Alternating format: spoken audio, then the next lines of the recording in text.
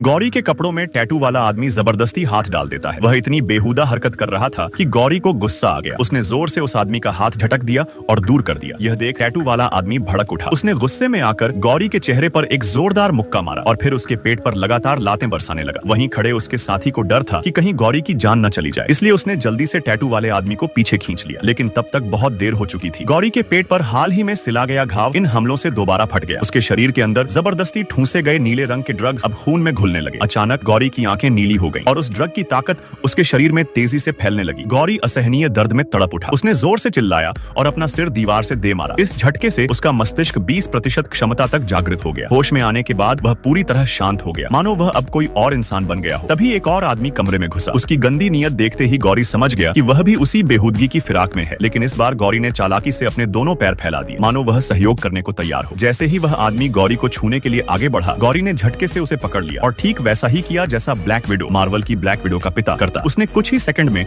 उस आदमी को गोलियों से भून डाला। इसके बाद गौरी ने अपने कंधे में ढसी गोली खुद ही निकाल फेंकी। उसे यह देखकर झटका लगा कि अब उसका मस्तिष्क दर्द को नियंत्रित करने में सक्षम हो गया था। गौरी अब पूरी तरह बदल चुका था। उसी समय एक अस्पताल में डॉक्टर किसी मरीज का ऑपरेशन कर रहे थे। गौरी वहां घुस आया और बिना सोचे समझे सीधे मरीज को गोली मार दी। असल में उसने सीटी स्कैन में देख लिया था कि वह मरीज बचने वाला नहीं था। इसके बाद उसने खुद ही ऑपरेशन टेबल पर लेटकर डॉक्टर से कहा कि उसके शरीर में बची नीली दवा ड्रग्स निकाल दी जाए, बिना किसी बेहोशी के इंजेक्शन के। कुछ ही देर में डॉक्टर ने उसके शरीर से 1 किलो में से सिर्फ 500 ग्राम नीला ड्रग्स निकाल लिया। गौरी को महसूस हुआ कि अब उसके पास ज्यादा समय नहीं बचा। उसने अपनी माँ को आखिरी बार फोन किया और फिर सीधा ड्रग माफिया के गढ़ में घुस गया। ड्रग माफिया का सरगना आराम से संगीत सुन रहा था जब गौरी ने उसे पकड़कर उसके सिर पर हाथ रख दिया। उसकी नई शक्तियों की वजह से उसने उसके दिमाग से बाकी बचे नीले ड्रग्स का ठिकाना निकाल लिया। कहानी यहीं खत्म होती है, लेकिन इससे यह साफ होता है कि गौरी अब एक सुपर ह्यूमन बन चुका था और वह बदला लेने के लिए किसी भी हद तक जा सकता था।